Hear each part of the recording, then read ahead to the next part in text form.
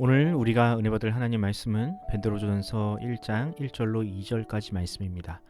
예수 그리스도의 사도 베드로는 본도, 갈라디아, 갑바도기아, 아시아와 비두니아에 흩어진 나그네 곧 하나님 아버지의 미리 아심을 따라 성령이 거룩하게 하심으로 순종함과 예수 그리스도의 핏부림을 얻기 위하여 택하심을 받은 자들에게 편지하노니 은혜와 평강이 너희에게 더욱 많을지어다. 아멘.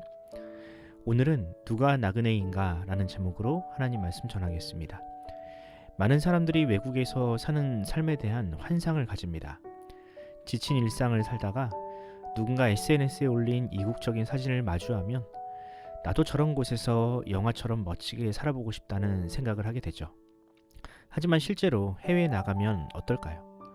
그곳에서의 삶이 마냥 행복하기만 할까요? 결코 그렇지 않습니다. 단 한 달, 아니 일주일만 넘어가도 우리나라가 얼마나 살기 좋은지를 느끼게 됩니다. 먹는 음식이 입에 맞지 않아 김치찌개가 간절히 생각나고 불편한 교통 때문에 퇴근길 10,000원 지하철마저도 그리워지게 되죠. 타국에서의 삶을 힘들게 만드는 건 단지 고향을 그리워하는 향수 때문만은 아닙니다. 이방인, 즉 나그네로 살면 필연적으로 겪게 되는 어려움들이 있습니다. 그 중에서 말, 언어의 차이는 가장 큰 장애물입니다. 언어는 단순히 정보를 주고받는 도구를 넘어 사람의 감정을 이어주는 통로이기에 말이 통하지 않으면 그야말로 사회적으로 고립되어 버립니다. 그뿐인가요?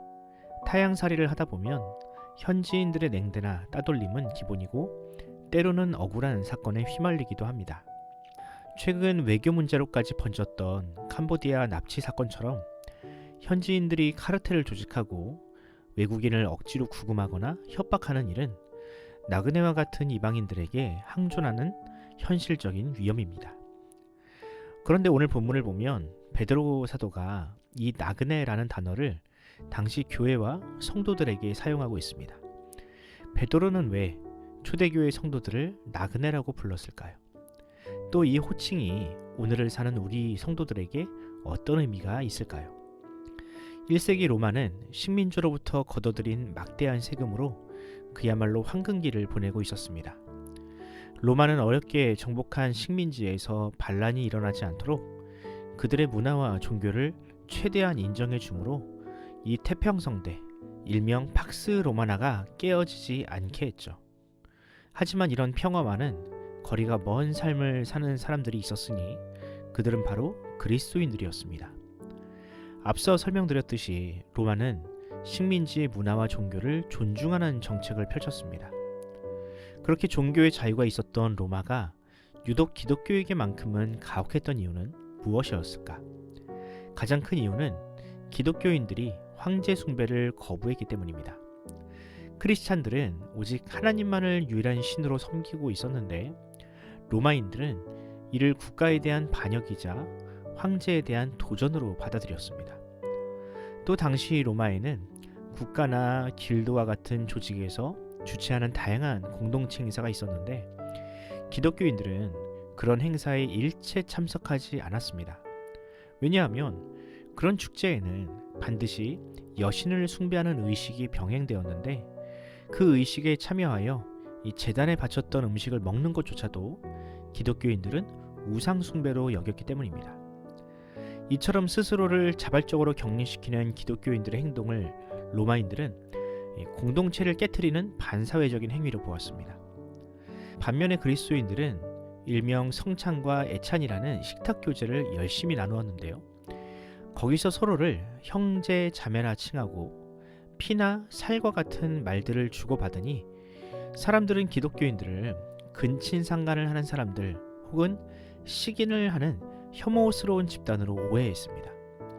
이런 오해들이 쌓이다 보니 기독교인들은 어느새 로마 정부와 시민들의 공공의 적이 되어버렸습니다. 이로 인하여 313년 밀라노 칙령이 발표되기 전까지 교회와 성도들은 어마어마한 핍박에 시달려야 했습니다. 네로나 도미티아누스와 같은 황제들은 로마에서 일어나는 모든 불행의 원인을 교회와 성도들에게 돌렸으며 데키우스라는 황제는 황제 숭배를 거부하는 성도들의 재산을 몰수하는 정책을 펴기도 했습니다. 물론 로마인들은 황제의 이런 정책을 적극적으로 지지했고요. 이런 핍박이 극에 달하던 시기에 베드로는 소아시아 지역에 있던 그리스도인들에게 편지를 썼습니다. 이 편지의 인사말을 보면 베드로는 성도들을 향하여 나그네, 직역하면 외국인이라고 부릅니다. 그리고 이 나그네라는 말 안에 베드로가 하고 싶은 모든 메시지가 녹아 있었습니다.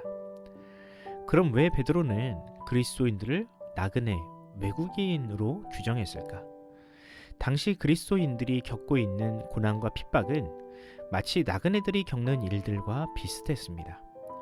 사람들은 그리스도인들이 쓰는 말을 이해하지 못했고 교회 안의 문화에 이질감을 느꼈습니다. 딱 우리가 외국인을 만날 때의 느낌을 그리스도인들에게 느낀 것입니다. 생각해 보십시오. 지금은 교회 문화가 널리 알려졌지만 교회가 처음 세워졌을 때 사람들이 얼마나 생소했을까요? 아무런 혈연 관계가 없는 사람들이 서로를 향해 형제 자매라고 부르고 빵과 포도주를 나눠 먹으면서 그것을 살과 피라고 칭하는 것을 어떻게 이해할 수 있겠습니까? 그뿐입니까? 나그네는 몸만 타국에 있을 뿐 여전히 그의 영혼은 본향에 있는 사람입니다. 아무리 타국에 있어도 본향에서 살던 습관을 버리지 못하는 것처럼 그리스도인들 역시 하나님의 통치에 순종하는 삶을 살았습니다. 그럼 그리스도인들이 따르는 하나님 나라의 법은 어떤 것인가요? 큰 자가 작은 자를 섬기고 선생이 제자의 발을 씻기는 것입니다. 정확하게 이 땅의 법칙과 정반대로 사는 삶, 그것이 그리스도인들이 이 땅에서 이방인 취급을 당하는 이유입니다. 끝으로 나그네는 잠시 잠깐 머물다가 떠나는 사람입니다. 만약 이 땅에서의 삶이 영원하다면 여기서 땅도 사고 집도 사고 더 많은 인맥을 쌓는 것이 당연하겠죠. 하지만 이방인은 언젠가는 본국으로 돌아가야 하는 사람입니다. 그러니 지금 살고 있는 땅에 그다지 큰 미련을 남기지 않죠.